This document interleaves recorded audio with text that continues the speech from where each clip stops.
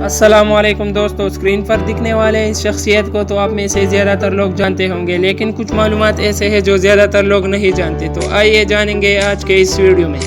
تو دوستو، خان صاحب کا پورا نام ہے عمران احمد خان نیازی، جو 5 اکتوبر 1952 عیسوی کو لاہور میں پیدا ہوئے۔ خان صاحب پاکستانی سیاستدان اور سابقہ کرکٹ کھلاڑی اور وزیر اعظم بھی رہ چکے ہیں، اور پاکستان تحریک انصاف کا سربراہ بھی ہے۔ خان صاحب اس سے پہلے 2002 عیسوی تا 2007 اور 2013 تا 2018 تک پاکستان قومی اسمبلی کے رکن بھی رہ چکے ہیں۔ سیاست میں قدم رکھنے سے قبل عمران خان ایک کرکٹر اور مخیر تھے۔ انہوں نے 2 دہائیوں تک بین الاقوامی کرکٹ کھیلی اور اس کے بعد خدمت خلق کے منصوبے بنائے، جیسا کہ شوکت خانم میموریل کینسر ہاسپٹل اور نمل کالج وغیرہ۔ خان صاحب کا پیدائش اونچے طبقے کے نیازی پشتون خاندان میں ہوئی۔ خان صاحب کے والد کا نام انجینئر اکرام اللہ خان نیازی تھے۔ خان صاحب نے ابتدائی تعلیم ایچسن کالج لاہور سے حاصل کی، پھر Royal grammar school Wellington England اور بعد میں کیبل کالج آکسفورڈ سے حاصل کی۔ خان صاحب نے 13 سال کی عمر میں کرکٹ کھیلنا شروع کیا۔ خان صاحب کو حکومت پاکستان کی طرف سے تمغہ حسن کارکردگی سے بھی نوازا گیا ہے۔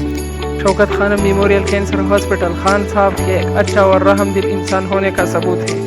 سیاست کی دنیا میں خان صاحب ایک نہایت چالاک اور تیز ترین آدمی ہے، بلکہ اگر ہم خان صاحب کو کنگ آف پولیٹکس کہیں تو برا نہیں ہوگا۔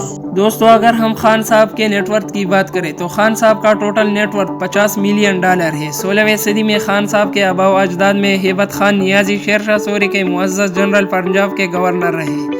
ابتدائی طور پر خان صاحب اپنے کالج کے لیے کھیلتے تھے اور پھر 18 سال کی عمر میں پاکستان قومی کرکٹ ٹیم میں شمولیت اختیار کی، اور اسی سال انٹرنیشنل کرکٹ کا آغاز برمنگھم میں انگلینڈ کے خلاف 1971 عیسوی کے ٹیسٹ سیریز سے کیا۔